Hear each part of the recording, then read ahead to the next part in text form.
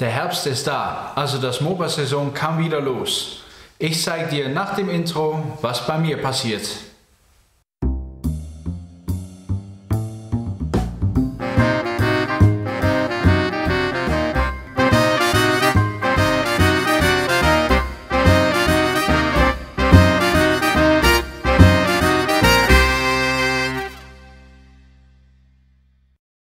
Hallo und herzlich willkommen wieder bei Richards MOBA. Ich freue mich, dass du dabei bist, so beim Start der MOBA-Saison.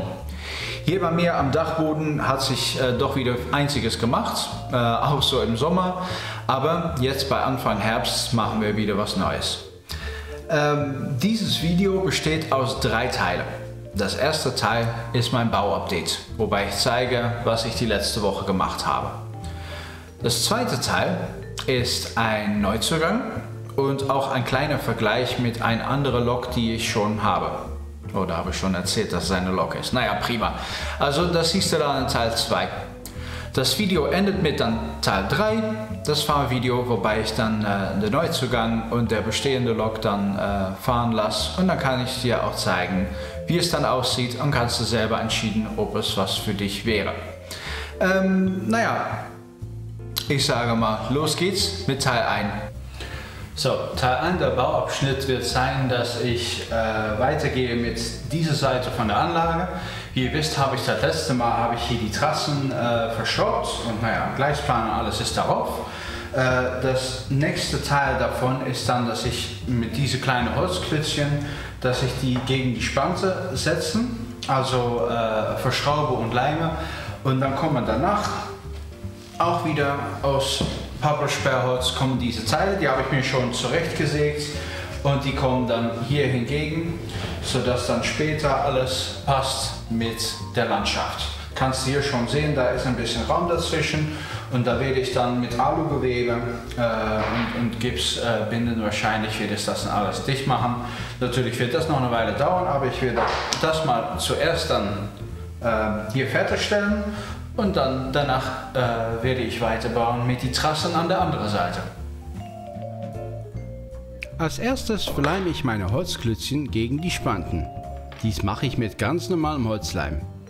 Die Klötzchen, die sind 10 cm hoch und 7,5 cm breit. Natürlich ging die erste wieder schief, weil ich das Landschaftsteil jetzt nur verschrauben und nicht verleimen möchte. Also musste ich ein bisschen von der Leim wegfegen. Naja.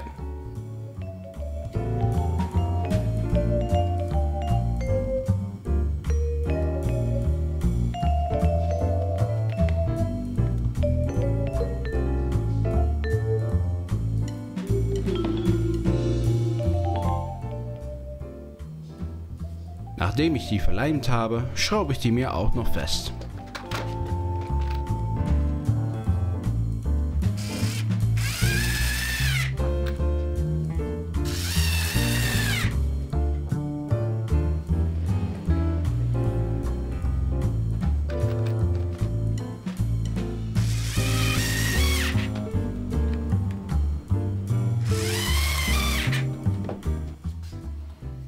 Also, hier siehst du meine Einmessstrecke, die ich offen halten möchte, so dass Züge einfacher aufgereiht werden können.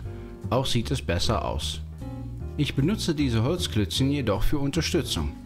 Dies mache ich, so dass dieses Landschaftsteil richtig an die Spanten anschließt.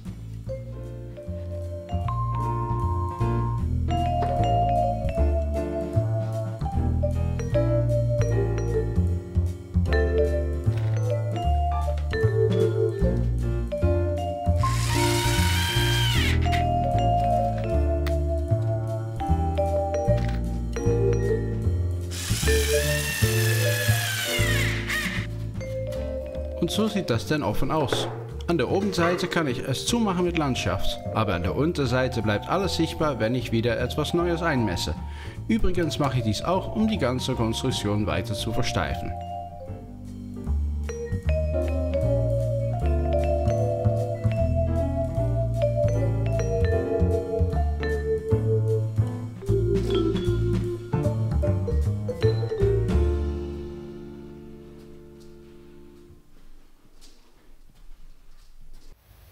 So, und das war dann jetzt Teil 1 der Bauupdate. Ich habe zuerst diese Verkleidung gemacht, ich habe das euch gezeigt. Jetzt ist dann das zweite Teil, das ich dann jetzt baue, sind die Trassen, die ich hier habe. Ich würde das teilweise in Zeitraffer an euch zeigen und andererseits auch ein Stückchen live, sodass ich euch auch erzählen kann, was dann denn passiert in die verschiedenen Teile des Gleisplans. Also, ja, weiter geht's.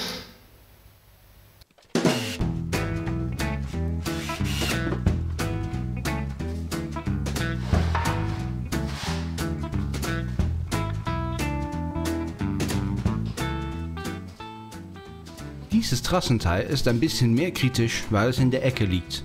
Wie du vielleicht erinnern kannst, war das eine meiner Fehler im letzten Video. Auch müsste ich ein Loch sägen, sodass die Spante richtig passte zur Unterstützung für später. Das passt jetzt alles hervorragend, aber wenn du selbst auch so baust, checke immer mit deinem längsten Wagen, ob die durch die Kurven passt.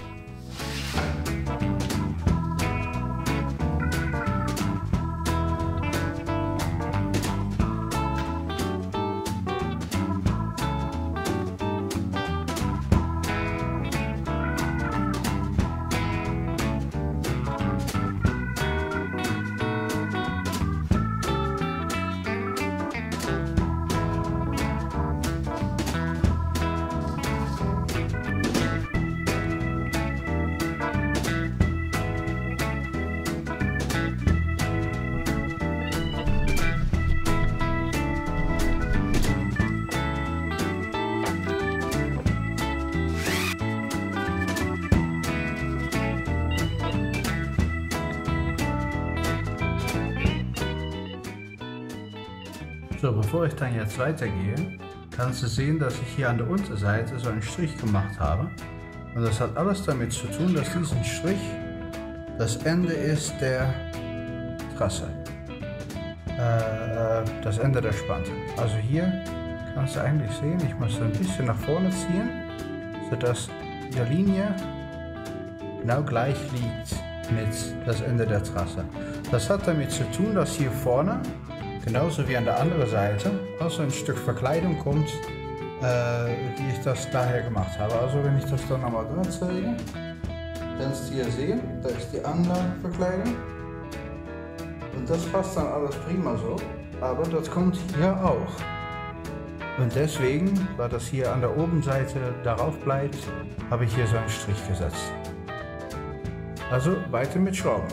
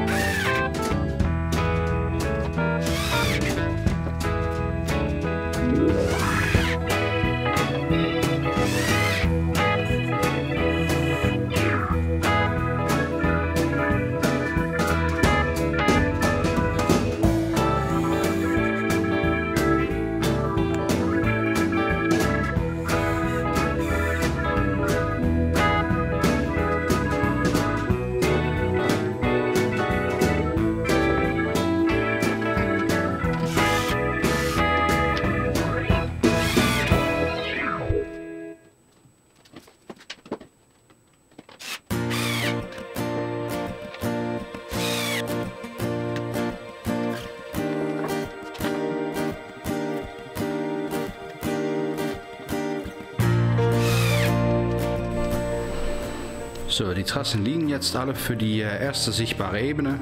Wie ihr jetzt an der linken Seite erkennen könnt, ist das Ende der Industriegebiet und da geht dann auch die eingleisige Strecke, geht dann weiter im Tunnel in eine zweigleisige Strecke, sodass da ein Überholungsgleis ist. Hier in der Mitte, wo du das Loch siehst, also wo noch keine Trasse ist, da kommt meine Sägerei. Und die Spurtrasse, die Gleistrasse, die geht dann weiter hier nach rechts und kommt dann hier vorne wieder von 2 auf 1 aus dem Tunnel. Was du jetzt hier am linken Seite im Bild erkennen kann, ist noch ein kleines Stückchen Holz und hier vorne ist dann eine Straße, Bushaltestelle. Also die Straße, die führt eigentlich entlang an der Sägerei. So. Da dann in beiden Weiten kannst du jetzt sehen, die Straße, die ich soeben benannt habe. Und dann hier in der Mitte kommt dann die Gleistrasse und da kommt eine Brücke. Die wird dann ungefähr 90 cm sein, also die überquert dann die Straße, kommt dann hier vorne wieder zurück, steigt immerhin noch, die Straße kommt auch wieder hoch und dann hier vorne kommen die wieder dann zusammen und kommt ein Gleisübergang. Dann hier rechts verschwindet das Gleis im Tunnel und die kommt dann an der anderen Seite, kommt die wieder zurück. Soeben stand ich da an die andere Seite, also kam das Gleis im Tunnel. Es ist nur ein kurzer Tunnel, aber im Endeffekt soll das genug sein, weil das Gleis kommt hier dann wieder zurück daraus und da bekommen dann zwei Gleise und dann sind wir bald hier in Nickital. Das heißt, das linke Gleis bekommt ein Bahnsteig, das rechte Gleis ein Überholungsgleis und dann ganz weit weg verschwindet der Gleistrasse auch wieder im Tunnel. Das kommt dann noch, aber da hinten bleibt es dann zweigleisig und da ist dann die zweite Rampe, die dann hochgeht. Diese Holzteile werde ich dann nur machen, sobald ich dann wieder weiter bin. Ich muss zuerst mal Gleise legen. Und da sind wir jetzt bei Teil 2 dieses Video, meine Neuzugänge. Ich habe mir von der Firma Pico etwas Besonderes, ein Exklusivset gekauft. Wie ihr wisst, ich habe schon von Märklin eine Baureihe 232, eine Ludmilla, und ich habe mir von Pico auch sowas bestellt, aber dann in einem Set. Zwar dieses von der Firma Pico in Wechselstrom, selbstverständlich. Und das ist eine Ludmilla von der Firma Wedler Franz Logistik und die fährt in Thüringen rund mit Holzwagen. Selbstverständlich kann ich nicht nur diese 3 Holzwagen da hinten hangen, also da sollen natürlich auch noch mehr dazu kommen. Also ich habe auch noch von der Firma Märklin und ihrer Schwesterorganisation habe ich noch ein paar extra Holzwagen zukommen lassen. Also sind eigentlich die gleichen Wagen von Märklin und Trix, aber die haben unterschiedliche Betriebsnummern.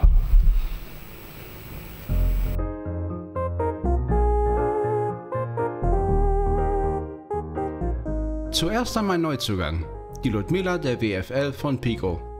Ich muss sagen, dass sie sehr detailliert aussieht. Die Bedruckung ist sehr gut zu lesen, selbst in kleinsten Buchstaben, und sogar der Maschinenraum hat eine Inneneinrichtung. Das Gehäuse ist aus Plastik. Die Gitterteile sind nicht nur bedruckt, sondern völlig durchlocht, also der ist tatsächlich offen. Auch die Drehgestellen sind sehr detailliert und die Führerstandstreppen sind sogar auch weiß, so dass es bei der Lackierung der Lok passt. Wie gewohnt von Pico sind einfache Bügelkupplungen verbaut. Diese Lok ist auf 4 der 6 Achsen angetrieben und hat 2 Haftreifen auf die beiden inneren Achsen.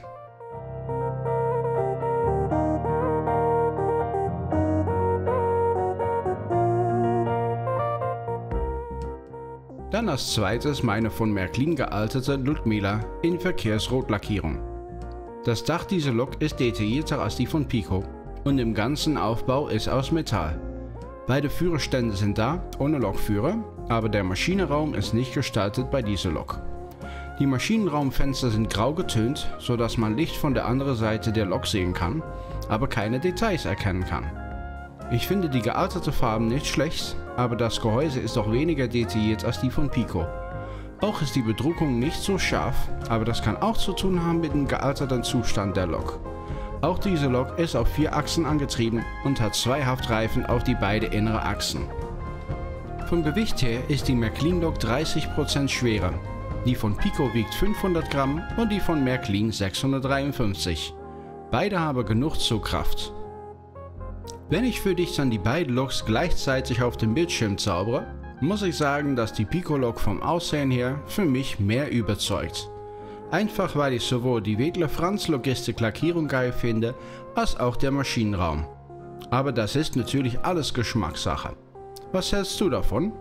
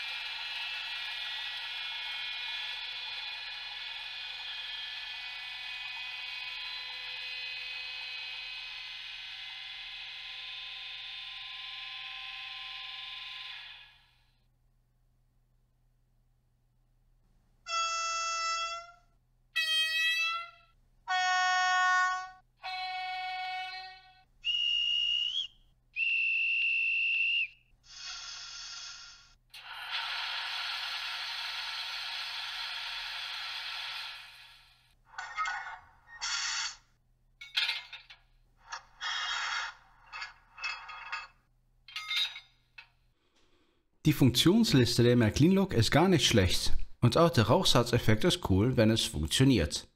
Die Pico hat viel mehr Sound- und Lichtfunktionen und hat auch mehrere blendbare Beleuchtungen wie zum Beispiel Kabinen- und Maschinenraumbeleuchtung. Auch gibt es eine Fernlichtfunktion. Also es gibt genug Unterschiede zwischen diese beiden Loks, aber wie fahren die eigentlich? So, und dann werde ich jetzt für Teil 3 die Anlage hochladen und dann werde ich euch zeigen, wie die beiden Rückmelders hier bei mir auf der Anlage ihre Runde drehen. Ich möchte mich auf jeden Fall bei dir bedanken für das Däumchen und natürlich auch für den Abo. Falls du das noch nicht gemacht hast, abonnieren kostet nichts und mit die Glocke, dann wirst du auf jeden Fall auf dem Laufenden gehalten, jedes Mal, dass es wieder was Neues gibt bei mir.